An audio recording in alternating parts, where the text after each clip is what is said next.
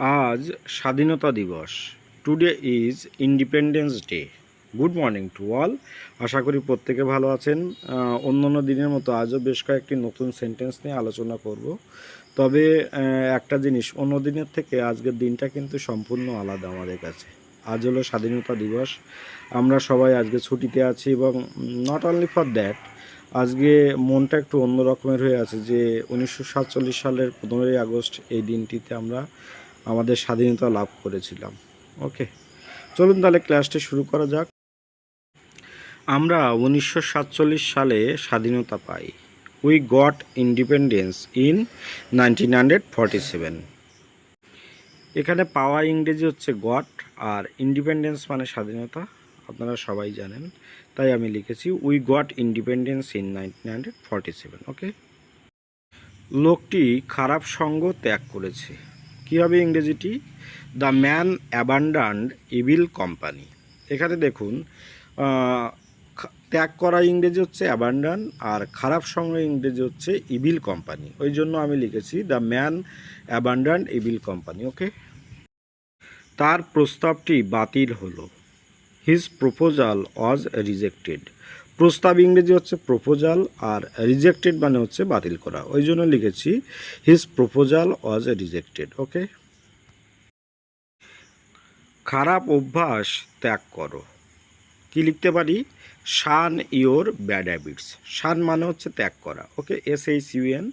আর bad habits মানে হচ্ছে খারাপ অভ্যাস। ওই জন্য লিখেছি শান ইওর ব্যাড হ্যাবিটস। ওকে, কলকাতায় ডেঙ্গু ছড়িয়ে পড়েছে। ইংরেজিটি হবে dengue has spread in Kolkata.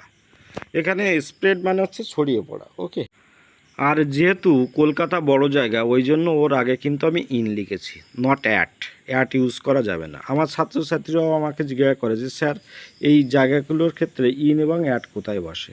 এইখানে কিন্তু পার্থক্য, যে বড় জায়গার আগে ইন বসে আর ছোট জায়গার ক্ষেত্রে অ্যাট বসে। ওকে, এটা মনে রাখবেন, এগুলো গ্রামাটিক্যাল নর্ম। ওকে, প্রদর্শনীটি সন্ধ্যা পর্যন্ত চলেছিল।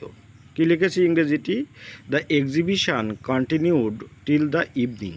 ওকে, এখানে দেখুন, এক্সিবিশন মানে প্রদর্শনী, আর চলেছিল মানে হচ্ছে কন্টিনিউড, আর যেহেতু সন্ধ্যা পর্যন্ত ওই জন্য লিখেছি টিল দ্য ইভিনিং। ওকে, তাহলে ফাইনাল সেন্টেন্সটি কি লিখেছি? The exhibition continued till evening. Okay, Dipanwita ইতিহাস পড়ছে। কী হবে ইংরেজিটি? Dipanwita is reading history. Okay, পড়া ইংরেজি রিড, যেহেতু পড়ছে প্রেজেন্ট কন্টিনিউয়াস টেন্স, ওই জন্য লিখেছি ইজ রিডিং, আর ইতিহাস ইংরেজি হচ্ছে হিস্ট্রি। ওকে, সে খুব দুঃখ পেয়েছে। কি লিখেছি ইংরেজিটি? He felt ডিসহার্টেনেড। এখানে ফেল্ট মানে হচ্ছে অনুভব করা বা পাওয়া, আর ডিসহার্টেনেড মানে হচ্ছে দুঃখ। ওকে, সেই জন্য আমি লিখেছি হি ফেল্ট ডিসহার্টেনেড। তারা সময়ে হাজির হয়েছিল। দে অ্যাপিয়ার্ড ইন টাইম। যেহেতু হয়েছিল মানে হচ্ছে পাস্ট টেন্স, ওই জন্য আমি অ্যাপিয়ার হচ্ছে প্রেজেন্ট ফর্ম, ওই জন্য অ্যাপিয়ার্ড লিখেছি, আর সময় মতো ইন টাইম, ওই জন্য ফাইনাল সেন্টেন্সটি হয়েছে দে অ্যাপিয়ার্ড ইন টাইম। ওকে, তাহলে ভিডিওটি এখানেই শেষ করছি। ভালো থাকবেন সবাই, স্বাধীনতা দিবসের আনন্দ নিন। আশা করি আপনাদের দিনটা অবশ্যই ভালো যাবে। Have a good day.